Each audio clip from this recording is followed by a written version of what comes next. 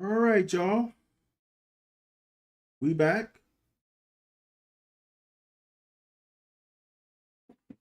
So, as always, let's talk. So, some things happened today. One thing in particular, and there's a couple more things I want to talk about. But this targeting thing, man, as a guy who has had multiple concussions, I understand the safety concerns with football. I truly do. I understand liability with football. You cannot take that away from football. Football is a violent sport, ultra violent sport.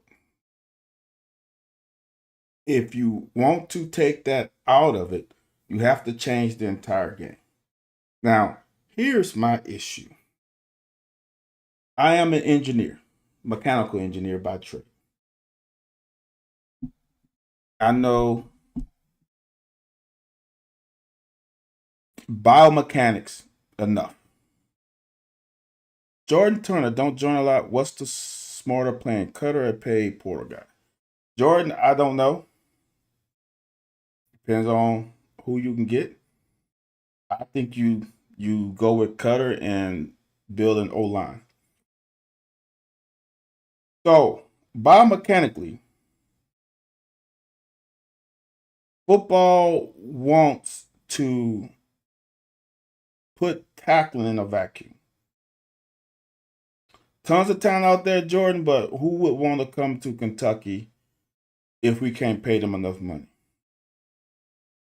So here's the thing I want fans to understand, and not fans, for everyone to understand, is when an opponent is running the ball, it's always low man wins. So when the body gets to a certain point, you can no longer do anything but hinge at the hip. And when you hinge at the hip, yes, no, Jordan, this is in reference to the Louisville game. And when you hinge at the hip, your head is going to lower. There's nothing you can do as a human to stop it. Even when you hinge at the hip and you try to bring your head up, you cannot bring your head up because then that means you have to not be hinging at the hip. So, perfect example is when a running back runs and he lowers his shoulders, which is, oh, he's running hard, lowering his shoulder. His freaking head is down. But it's okay for a running back to lower their head. But when a tackler comes, oh no, that's targeting. That targeting call against, I know, this is blasphemy. That targeting call against that Louisville linebacker was bullshit. See what you hit. I can see what I hit if we are both in a natural position. If he's standing tall, I'm standing tall, and we run at each other and we are both 6 feet tall, and I lower a little bit and he lowers a little bit, yes, I can bend my knees, flex my knees, bow my neck, and hit with perfect form. But once that motherfucker lowers his hips or lowers his shoulder, which then means when I'm running and I lower my shoulder, my head is down. I can't do this. I'm still in the crown of my helmet. If I lower my shoulders, I'm leading with my helmet. So if he lowers his shoulder, why can't I lower my shoulder too?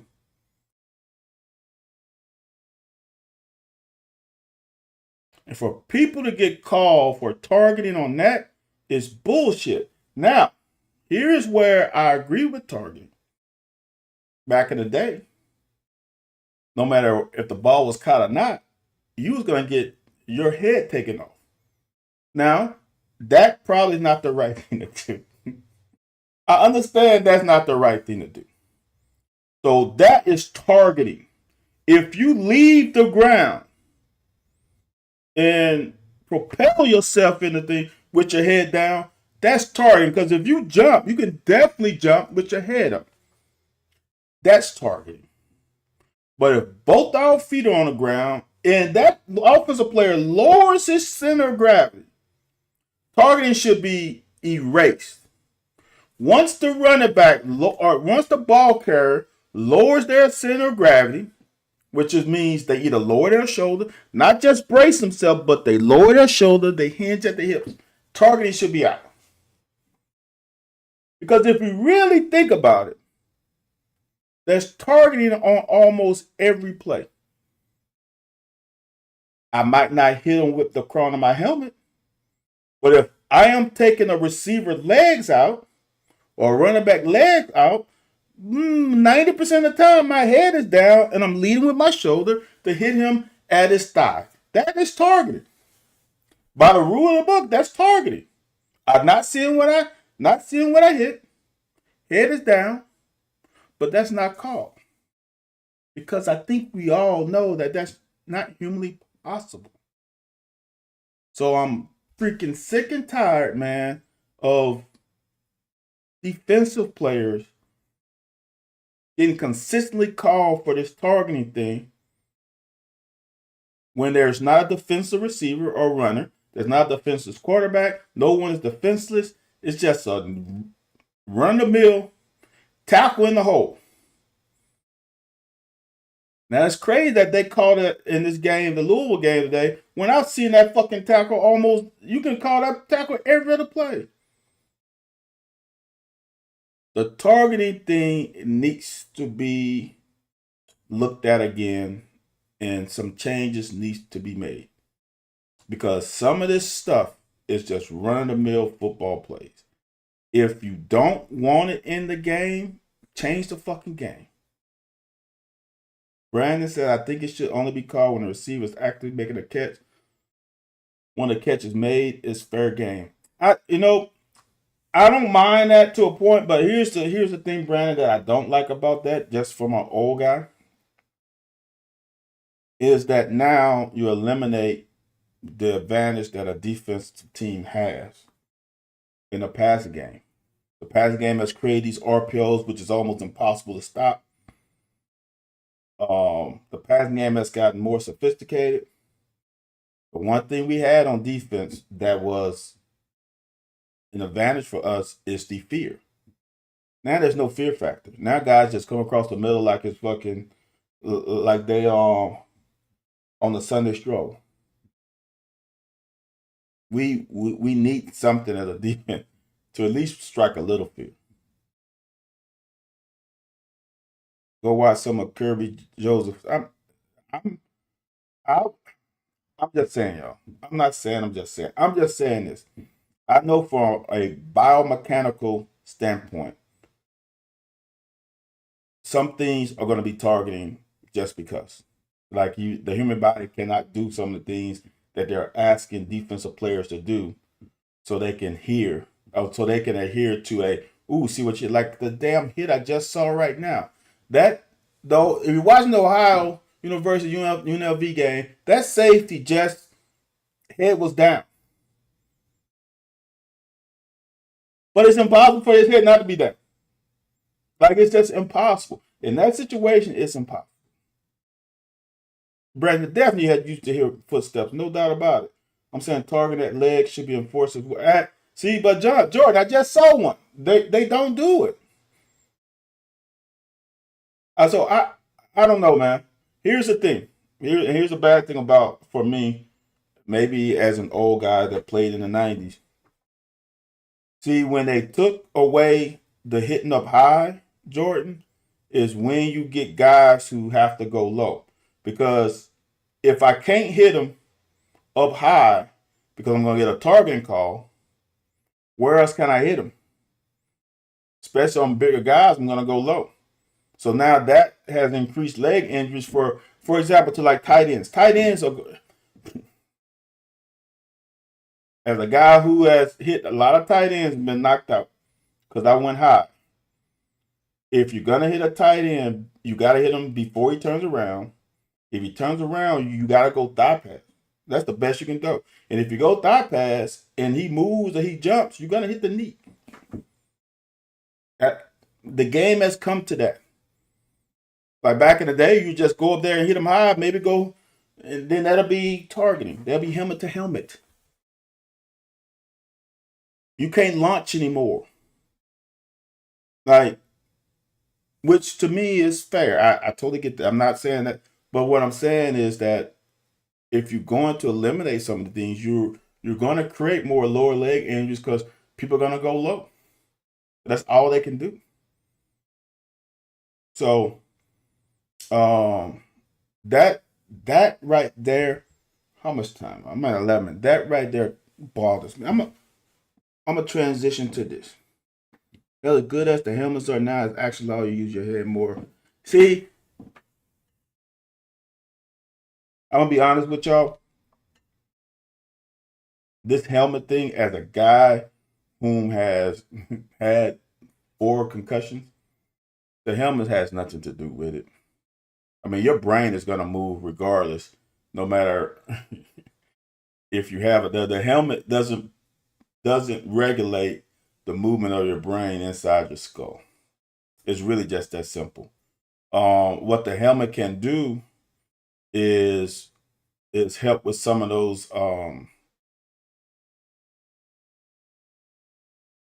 bruises.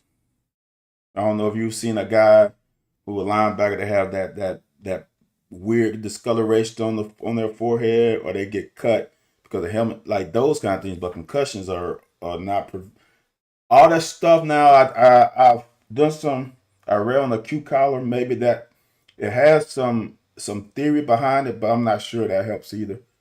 Um, Perfect situation, just you're gonna get concussed. It's impossible. The one thing you can do is keep your head out of it. Other thing is, which I didn't do, didn't find out. So I was in college, late in college, get the proper mouthpiece. Because there was I learned that what happened to me, and this is here's the crazy part about it. I'm getting to this, is my senior year I got a custom molded mouthpiece. Cause it came to it was diagnosed, I guess, or our trainers with my consultation, they figure out my concussion came from my molars hitting, as well as the rate of speed and all that stuff. But when my molars hit, they said that caused concussion. So my senior year, I got custom molded mouthpiece, didn't have no issues. When I went to the Bears, I still had my custom molded mouthpiece, had no issue. I got cut from the Bears. I put that mouthpiece somewhere. I think I really left it in my locker at the Bears and didn't clean my locker out properly. When I went to the Rams, I had a concussion, and it's because I didn't have that fucking mouthpiece. So for me, I think that is one thing too. If it don't feel as much as I played in high school, alumni game 15 years ago, I graduated, you can hit brick wall and then. So Brandon, now that might be true because I have not put on one of those new helmets. I know they're a little lighter, and I know they do have those panels that disperse the energy a little bit better. I get that. I'm not sure how much it helps though, but um, I'll take your word for it, Brandon. But this targeting thing, man, I don't know. The other thing that's been lately, guys, that's been talked about is this whole G5 thing in the playoffs.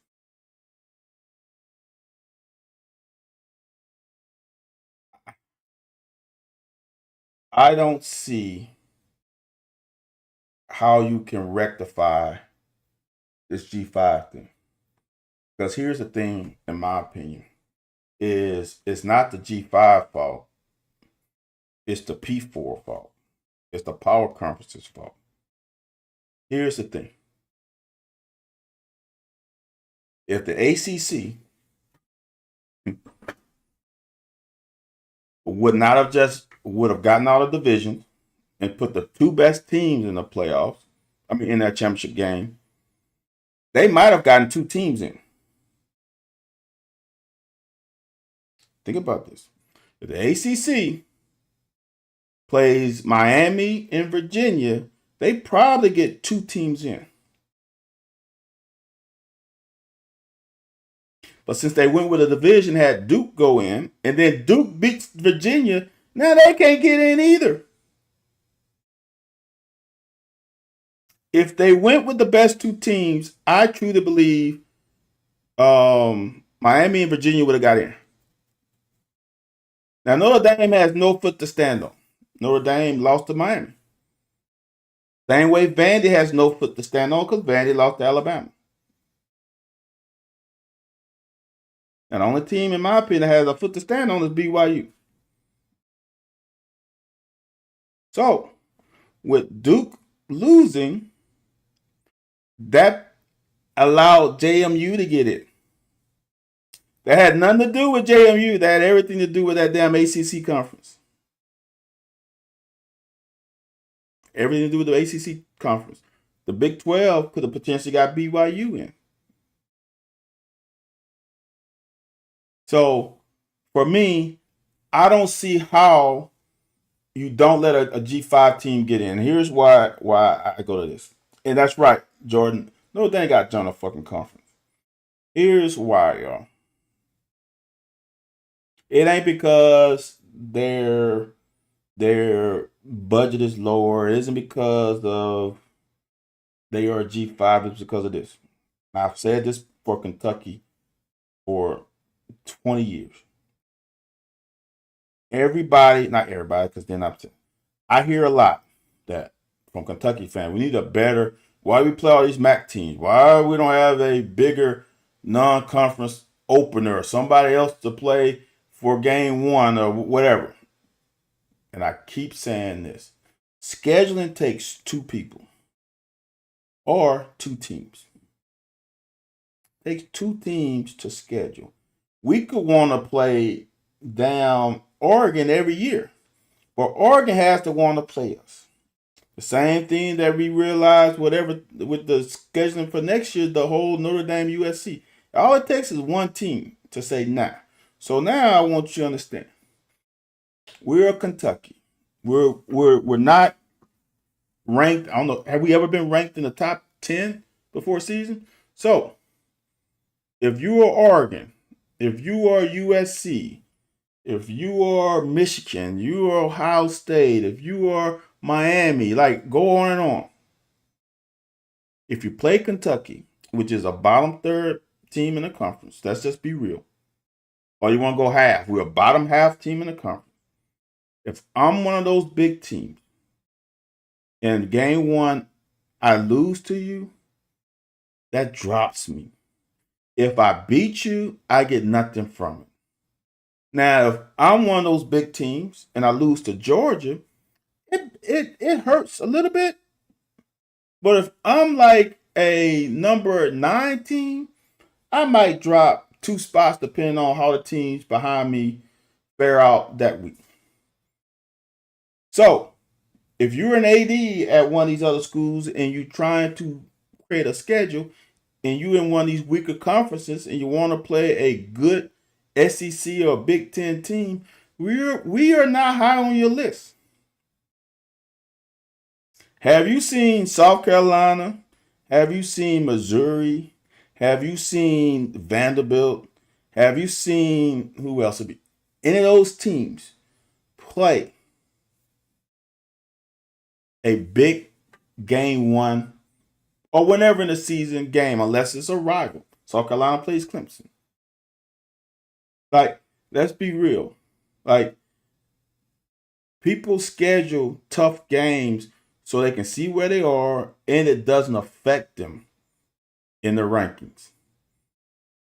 If a Ohio State plays a Vanderbilt and Ohio State lose, that will drop the roof off of it. PLG exact same reason Kentucky doesn't schedule Penn State back. Exactly. So for these G5 schools,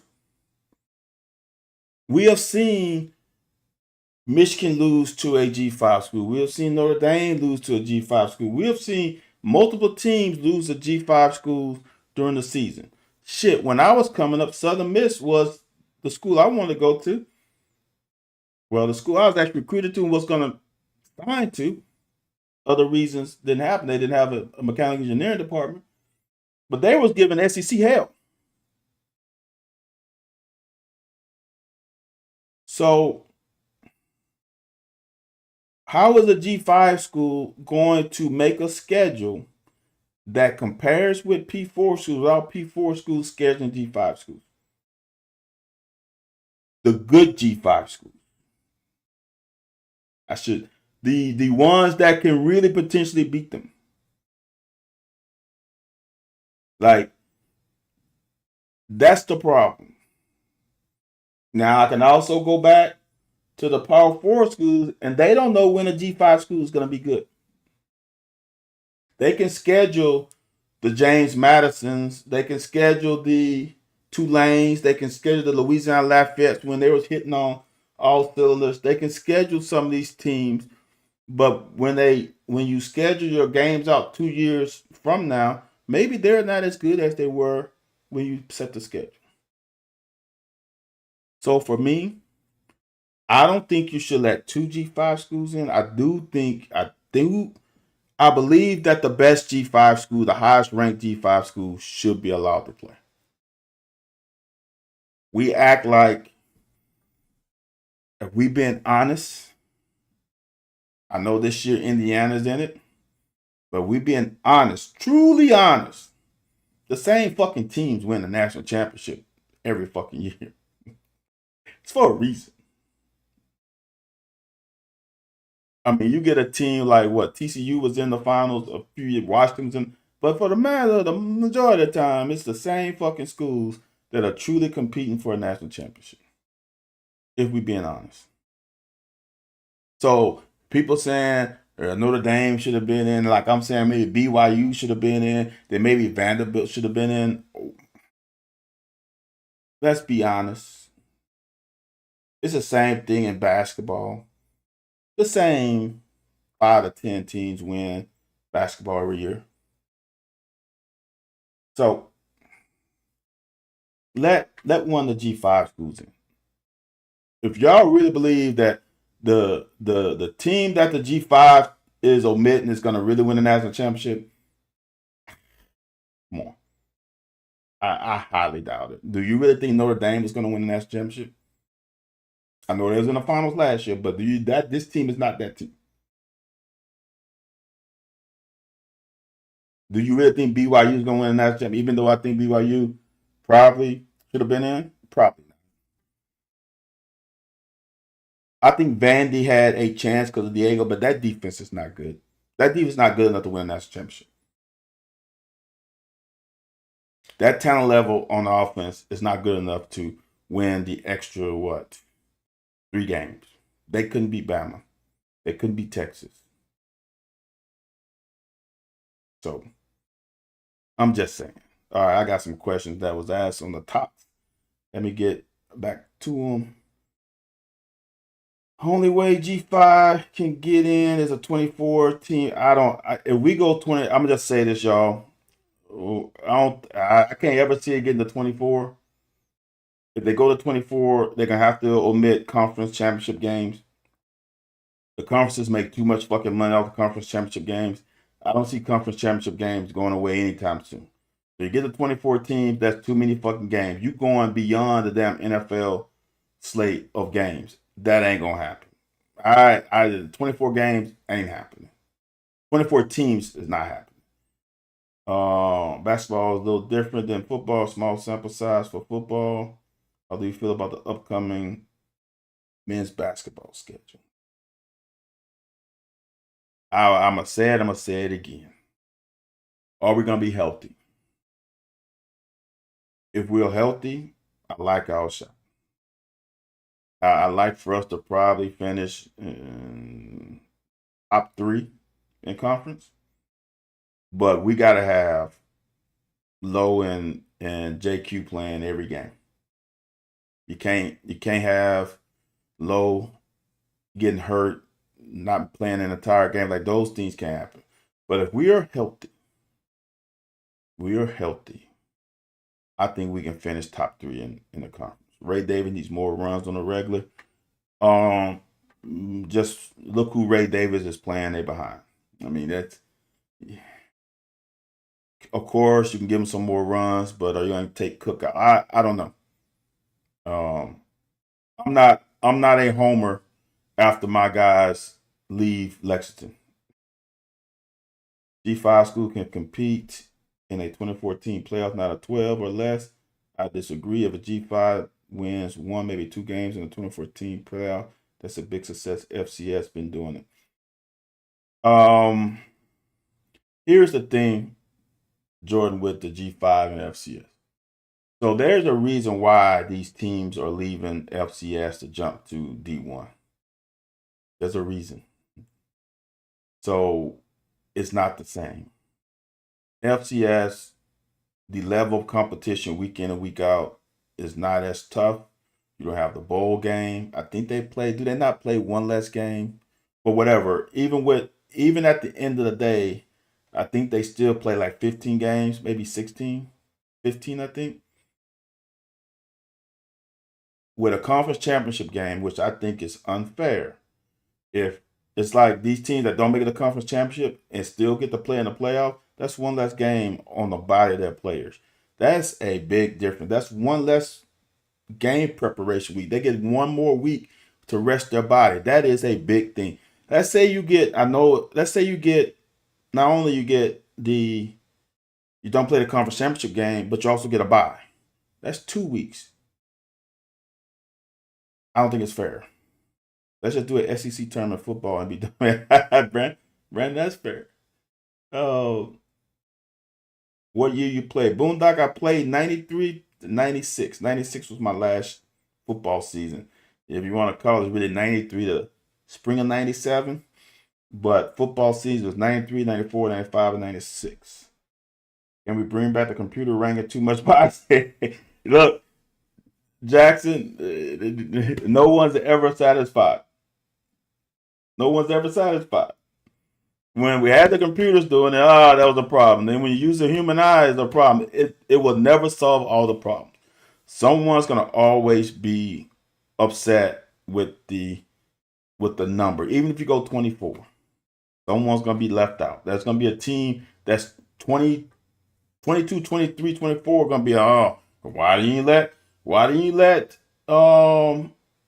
Kansas State get in? Didn't they beat blah blah blah? It becomes a problem.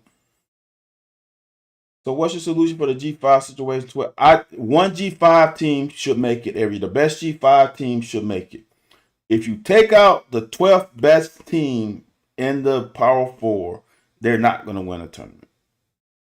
It's just not. The 12th best team is not winning it.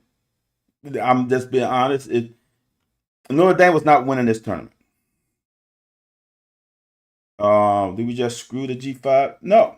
I think a G5. I think if you allow one G5 team in, that gives it's just like what is it? When you went to 6 wins, like giving teams hope throughout the season that they can get it. No, I think one G5. I think G5 know that they should. G5 teams know the majority of them they're not good enough to play with the big boys. But there's one team that could potentially do it, and they should get a slot. They should get a slot. You can't do the NIT, Jordan, because of the bowl system. In the bowl games and take the next 12. See, but that's the advantage. I'm just telling y'all. For me, as a former player, and me as a fan, if you watch these bowl games, if you watch all the bowl games, not just the quote unquote high leverage bowl games, it matters to these kids. These bowl games matter. It might not matter to the big boys if they don't get to the playoff, but some of these schools, it matters. It matters for the coaches because you get those extra practices. It allows the development of the young players to progress even faster because you get 10 to 15 extra practices. The bowl games matter. If you eliminate bowl games, you eliminate the potential elevation and progress of a lot of teams just because you won a tournament. And I'm going to say this. All this playoff bullshit, all these BCS things, all this is a money grab. If you want to really think about it, the national championship before we had BCS, we were pretty much picking the right fucking teams. When you went to the BCS and you was playing the number one number, we were pretty much picking the right fucking teams. So if you trying to eliminate the G5, why even have the playoff? I said, what is that, man? He's saying we can't lose the Pop-Tart Bowl. See, y'all looking at the name of the bowl, but that bowl game mattered to those teams that play. Like, you might not like it, you might not be fans of it, but those players and those coaches and the fan bases of those two teams love the Pop-Tart Bowl. I know it's a funny thing, it's a ha-ha moment, but take the bowl games out of it then. Just make it an extra game. Those games matter to the players and the coaches. Those games to those lower teams mean more to the higher level bowl games for the Power Fours if they're not in the playoffs. It just does. It's big time. So I would disagree with you when we can't lose the Pop-Tart Bowl. Because even though it might not be teams you want to watch, somebody wants to watch them. And the benefit outweighs all the little negativity. If Brom goes to Michigan, those extra press for the guys coming back. If Brom goes to Michigan, bruh, I don't know, man. I see if Brom goes to Michigan and after the Christmas break, with the portal opening the first week in January, that is bullshit. Because as the next coach that's coming in, you ain't even got a staff put together. How the hell are you going to be able to fill a team next year and the fan base is going to be pissed? These conferences got to do something about this timeline, because if that happens and Louisville's got to pick a coach in a short time period, that is shitty. The same way Michigan put themselves on a ball. We're trying to find a coach out there. Everybody hired coaches. Like, that's a tough one, man. I would say this, and I don't know. I have no idea. But if Michigan's waiting on Brom, I think he's going to Michigan. Because why would they not move on to the next guy? Like, it makes no sense to me. Like, if they're gonna wait on him and then he doesn't come, bruh, that's you getting in a worse situation than Penn State put themselves in. In the bowl games, okay, I got that. I'm just spitball trying to find some sort of solution. See, sometimes y'all, there is no perfect solution. It's just not. No one's gonna ever be happy. You can't make everybody happy. People are gonna be upset. And that's the great thing about social media and debates on TV, is that you have something to debate about. It will never be perfect, ever. If Brom goes to Michigan, okay, no, I'm serious. The Pop-Tart Bowl, all the bowls are awesome, man. If he goes, he's setting it up for his other to take over, like Pearl did with his son. Okay. Jordan, I would say this. They will probably have to do it, because who else is going to want to come in a short time period? UL fans on Twitter keep saying he's staying. Hasn't been announced. I haven't heard anything about him leaving or staying. Yeah, there's only 3 to 4 teams every year that are legitimate. Brandon, exactly. And those teams have made it every year since BCS started to now. That's what I'm saying. Like, Indiana is the team that's infiltrating this bunch, and that's because of NIL. I don't think people understand, like I said, y'all. I'll repeat myself. My agent, he was affiliated with George Talaferro. If you want to do some research on George Talaferro, Indiana University, I think back in the day they ran their wing T. I think he was an H back. He did the running. He played a little quarterback. He did it all. He was on the board of trustees. He said, if they find the right guy, they have a shit ton of money at IU. Now he wasn't thinking it would get to the money where we're paying players, but the investment in the facilities, he said, is a drop in the bucket. They just got to win games and have people comfortable investing money in the football program. This was said in 1997, 98. Michigan fans won't beat Brom in his inability to win. Brom wins big games. He don't win the other games. He will upset a team. He did that at Purdue. I mean, he upset Miami this year. PLG, exactly. We don't have Mark Cuban. And it's not just Mark Cuban, man. There's a lot. That business school at IU, man, has big time money. So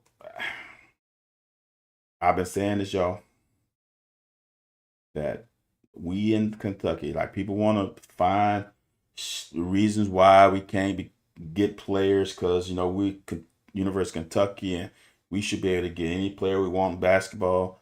It ain't got nothing to do with it. And that JMI shit is, people want to fucking complain about it. We ain't got big time dollars. I think the JMI deal was a big one for us to get the money, because we're not gonna get money from outside forces. People talk about the bourbon and the horses. No one, if they're not affiliated with Kentucky, why would they invest? Because you're not gonna get money back. There's no ROI on investing in a damn athletic department. Let's be honest. You're not investing $10 million with the expectations of getting 20 back or even getting 12 back. Like, it ain't happening. You're doing that because you love that situation. You want to be, hey, I bought such players. It's an ego thing. Nah. Thought on Kentucky football for next year, big dog. I don't know, Corey. I don't know. Big thing with football is this. First of all, can we get talent here? Second of all, how everybody else is doing next year. Like, sometimes it's more than just you. It's some of these other teams. Are they getting better? Or they getting worse? Or we playing teams that getting worse and we got a little better? Don't know. The coaching hire is a good hire. Let's see if he can get some players in here. Because you can be a great coach and you have some shit-ass players. See, Jordan wants to end the JMI thing. Jordan, how much money did JMI pay to the athletic department? Can you replace that amount of money with boosters?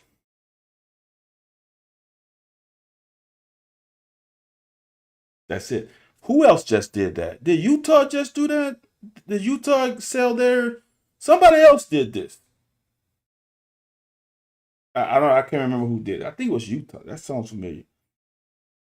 We gotta get an O line, or it ain't gonna. Who you telling? Yeah, we lost the entire five, and we didn't have a backup system.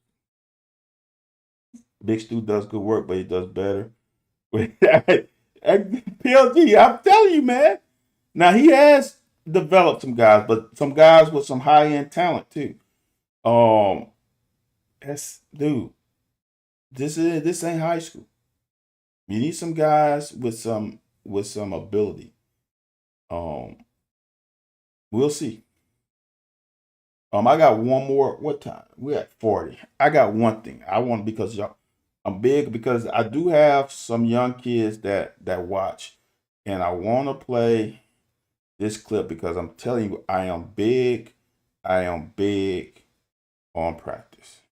But this is let me get it queued up. This is from Gino, women's basketball coach at UConn. And I think it's big. Let me play it, y'all.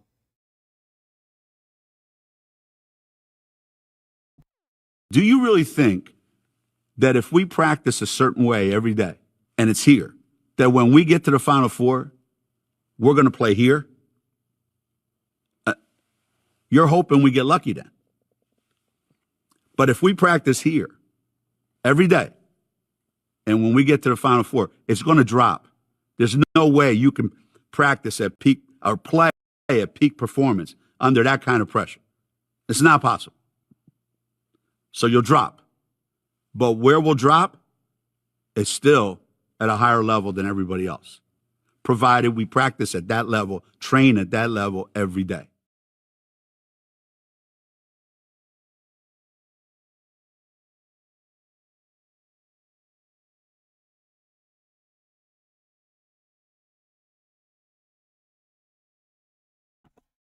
There are people who say that you can play above you.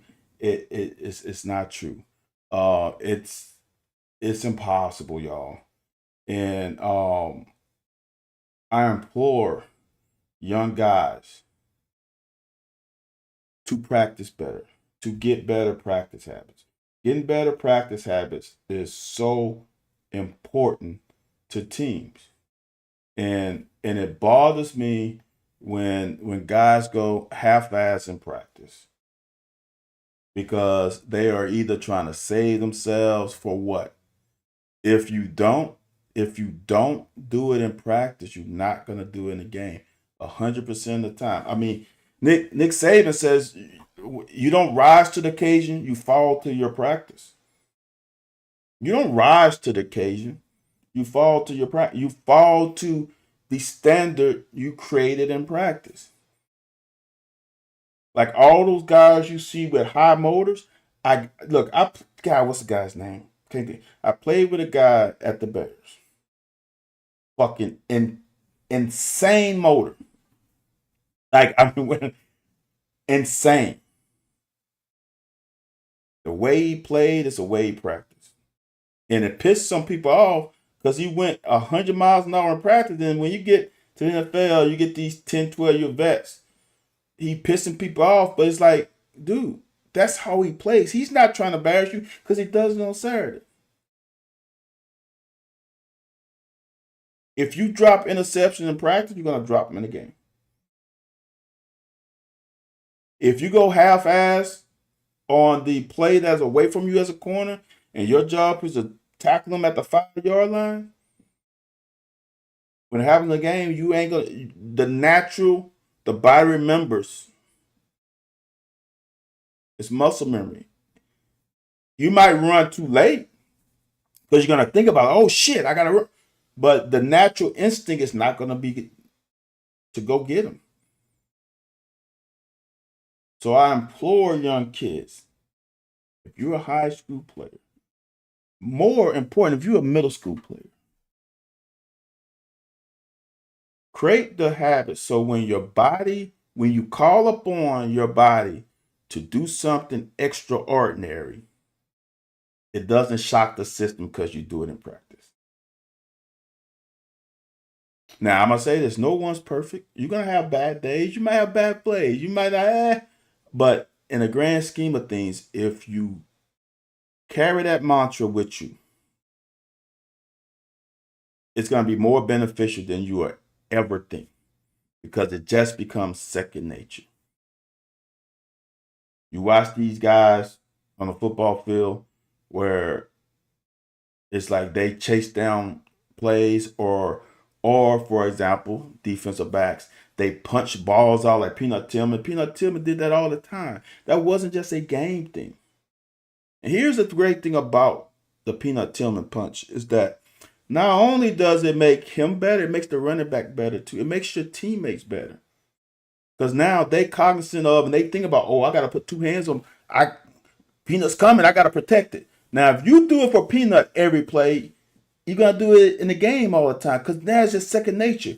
It's like when Kobe Bryant, when Matt Barnes tried to throw the ball and Kobe Bryant didn't flinch. Do you think that's the first time that ever happened to Kobe? The natural reaction is to flinch. So for him not to flinch means that someone has done that to him multiple times and he learned to shut that off. So as young players, Practice habits. Practice like it's a game. And as Gino said, which was the real key nugget of that whole little interview or that clip, the fans is this. He said, you cannot replicate your practice level in a game under that amount of pressure.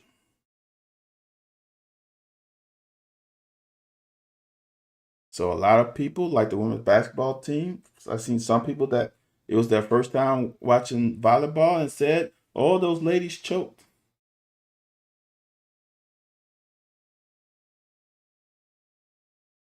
People don't choke. People fall back to their practice level. And there are other situations that can happen, injuries that we don't talk about. That there's a whole bunch. But you fall back to the standard you create in practice. It's really that simple. If you practice shitty, you're going to play shitty.